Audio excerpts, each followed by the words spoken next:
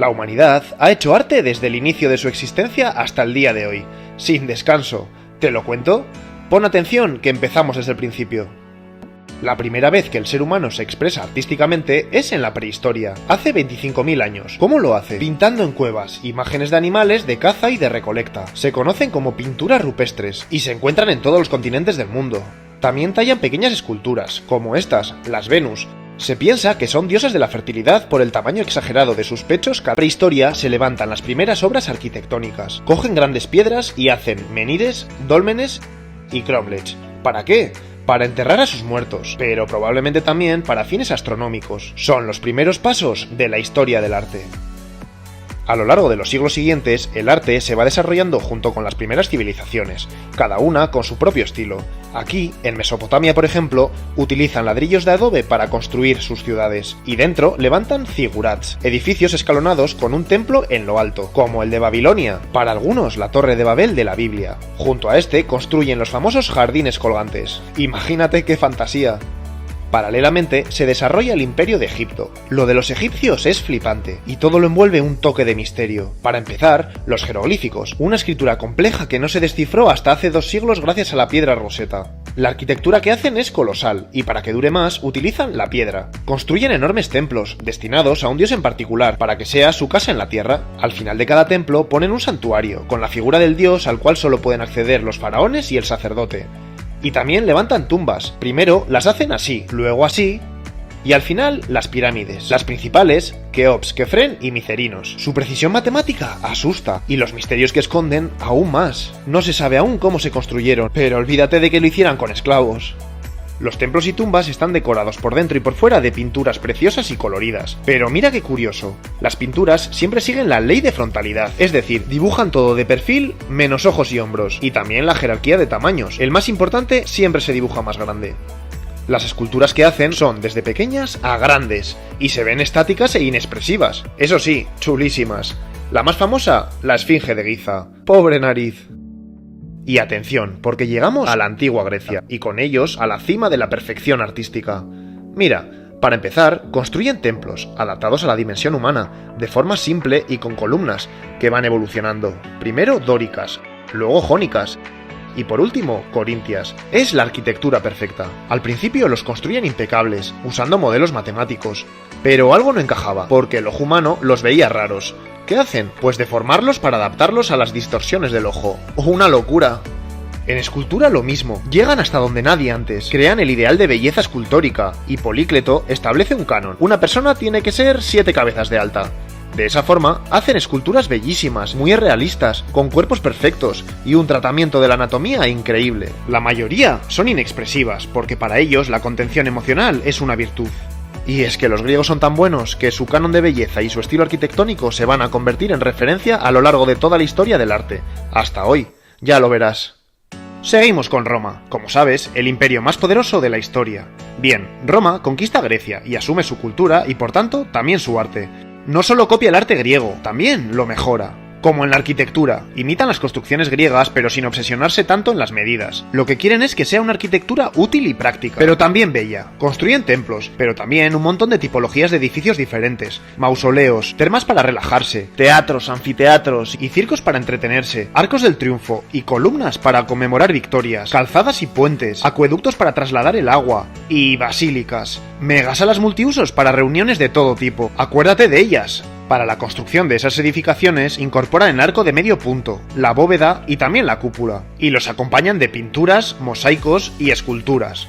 Por cierto, los romanos son perfectos copiadores de la escultura griega, pero hacen algo nuevo. Comienzan a hacer retratos realistas, sin idealizar, así que si eres feo, pues te hacen feo. ¿Sabías que el Coliseo de Roma se inundaba para hacer batallas navales? Seguimos. A partir del siglo I, en el Imperio Romano, nace una nueva religión, el cristianismo. Los cristianos necesitan sus lugares de reunión. Primero lo hacen en catacumbas, que las pintan. A esto se le llama estilo paleocristiano.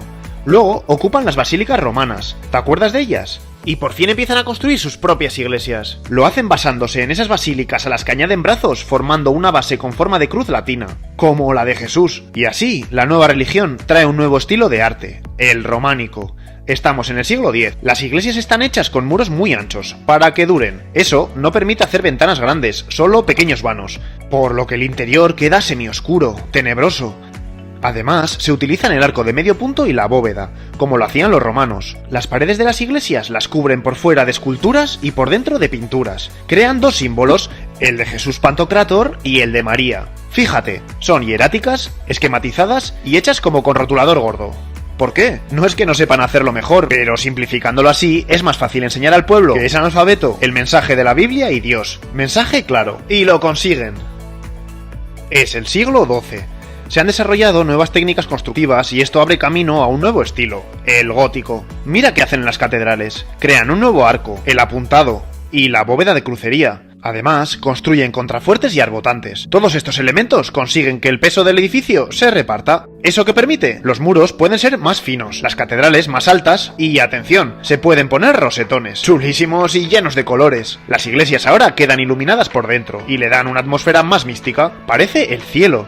Se hacen catedrales impactantes por toda esta zona, cada una con sus peculiaridades. La Catedral de Notre Dame de París es probablemente la más famosa. Una pena que se quemara. Las esculturas son mucho más naturales que las románicas, más humanizadas y con más movimiento. Empiezan a hacer Cristos crucificados y a María con Jesús como locos. Y en la pintura empieza la revolución, con este hombre, Giotto, considerado el primer pintor moderno. Empieza a trabajar la profundidad, usa la luz como nunca antes, crea composiciones nuevas. Su forma de pintar influye a toda Europa hasta que en el siglo XV se llega al gótico flamenco, con un nivel de detalle y realismo sin precedentes. Si te acercas a ver los detalles, flipas. Es el inicio del Renacimiento, un momento de explosión de conocimiento y cultura que no ocurría desde la antigua Grecia. Estamos en el siglo XV. En Italia se ha desarrollado el humanismo, un movimiento intelectual que desvía el foco de atención de la religión y Dios, como hasta ahora, y lo pone en la persona y la razón. El humanismo busca como referencia a los maestros clásicos griegos y romanos. Es el renacer de la antigüedad, y eso es lo que hacen los artistas renacentistas. Recuperan los ideales estéticos y elementos artísticos de los clásicos, para mejorarlos. En arquitectura rompen por completo con el estilo gótico. Se recuperan los muros y se les añaden las columnas con sus órdenes. Se vuelven a los arcos de medio punto. Se buscan formas simples y rectas. ¿Has estado en el Vaticano? Parte de la Basílica de San Pedro es renacentista. Y por cierto, les encantan las cúpulas, como esta, o la de la Catedral de Florencia. Increíbles ambas. ¿Y la pintura y escultura? Pues de esta época son las obras y los maestros más conocidos de la historia del arte. Rafael Sanzio y la Escuela de Atenas. El gran Miguel Ángel y su David o su Capilla Sixtina, o Leonardo da Vinci, uno de los grandes genios de todos los tiempos, y su Última Cena o la Mona Lisa, la obra más famosa del mundo. El desarrollo de estas dos artes es espectacular. Buscan el realismo en sus obras, pero idealizado. Todos son guapos y perfectos. Para ello hacen estudios de anatomía profundísimos. Buscan la emoción contenida de los personajes y desarrollan la perspectiva y el trabajo de la luz. Es que son alucinantes. A pesar de la maravilla que fue el arte del Renacimiento, a partir del siglo XVII empieza a verse como algo simple, estático y aburrido. Y llega un nuevo estilo, el barroco. La palabra viene del portugués barro, que significa irregular, recargado, y es que ya verás, esto es una iglesia barroca. Observa cómo se rompe con todo lo establecido anteriormente. Hacen fachadas con onda, multiplican y ponen de forma confusa columnas y tímpanos, lo llenan de decoración y de esculturas, hasta inventan una nueva columna, la salomónica. Y es que la arquitectura barroca es exagerada y recargada, sobre todo por dentro. Sus arquitectos más conocidos, estos: Borromini, el creador de esta iglesia, y Bernini, que construye la famosa Plaza de San Pedro. Seguro que has oído hablar de ellos. De hecho, Bernini, es la leche, porque también es el creador de la escultura barroca. Pero ahora, lo más importante es representar el drama, no la contención del Renacimiento, sino el momento en el que la emoción está en el instante más álgido, como el éxtasis de su escultura de Santa Teresa. ¿Y en pintura? Pues atención, que ya verás cuántos pintores y pintoras barrocas conoces. Y es que la creación pictórica de esta época es increíble, y en cada país tiene su desarrollo particular. En Italia está Caravaggio, creador del tenebrismo, y Artemisia Gentileschi, una pintora maravillosa. ¿Sabes qué es el tenebrismo? Obras con un marcado contraste de luz y sombras, y siempre con un foco de luz muy fuerte. En España está Velázquez, uno de los pintores más conocidos de la historia, y su enigmática Las Meninas, que no hay consenso aún en su significado. Y en Holanda, Rubens y Rembrandt. Y también Clara Peters, que hace unos bodegones preciosos donde pinta su cara reflejada en algún objeto. ¿Dónde está Peters? Si te parece que el barroco es recargado, espera. La cosa se pone más exagerada en el siglo XVIII, con el rococó. La aristocracia francesa de este país empieza a construir palacios cuyos interiores los llenan de todos los detalles y ornamentaciones que se te puedan ocurrir. No dejan un centímetro sin decorar. Es el llamado horror vacui, y se va a extender por toda Europa. La cosa no se puede exagerar más. El estilo se satura y colapsa. Estamos a mitad del siglo XVIII. Surge la Ilustración, y con ello un nuevo estilo, el neoclasicismo. ¿Qué hacen? Buscan algo totalmente opuesto al barroco y rococó, y para ello vuelven a lo más clásico, a la antigua Roma y Grecia, y cogen sus elementos arquitectónicos para construir nuevamente con las líneas rectas, sin adornos, con columnas y frontones y con mármol. El estilo se extiende por Europa y luego por Estados Unidos, donde el estilo lo peta, y si no, fíjate en la Casa Blanca. Y en escultura y pintura, lo mismo. Los y las artistas crean obras al estilo clásico, llenas de serenidad y orden. Estamos en el siglo XIX y la cosa se complica. Junto al neoclasicismo surgen nuevos movimientos artísticos que conviven. En primer lugar, el romanticismo. Las pintoras y pintores románticos, huyendo de la norma y orden del neoclasicismo, pintan obras donde buscan la emoción, la imaginación. Y luego el realismo, que se centran en temas sociales, buscan plasmar la cruda y difícil realidad sin la subjetividad de uno y el idealismo del otro. Los pintores y pintoras ya no pertenecen a un solo estilo, sino que pintan influenciados más o menos por uno y otro. Y entre ellos está Goya, un genio y un artista inclasificable, porque pintó en todos los estilos en los que vivió. Sus últimas obras, sus pinturas negras, son lo más. Durante este siglo, la arquitectura también se hace diversa. Se construyen edificios historicistas. ¿Qué es eso? Pues edificios a lo revival de estilos anteriores. Se levantan edificios neorrománicos, neogóticos, neobarrocos y también neoorientales, neoegipcios. Pero no todo es mirar al pasado. En este siglo se empiezan a construir edificios con los nuevos materiales, edificios de hierro y cristal. Y algo más. En Chicago se inventa un nuevo concepto de edificio, los rascacielos. Son los edificios del futuro. Y atención ahora, porque llega un momento importantísimo. En la segunda mitad del siglo XIX, en París, varios pintores y pintoras cogen los recién inventados tubos de óleo, salen de sus estudios y se ponen a pintar al aire libre, buscando captar el efecto de luz y el color en un momento particular del día. Para ello deben pintar rápidamente haciendo pinceladas cortas. Llega el impresionismo. En la época son fuertemente criticados. Les parece que los cuadros están sin acabar, pero va a suponer toda una revolución para la pintura. Seguro que te suenan Gauguin y, cómo no, él.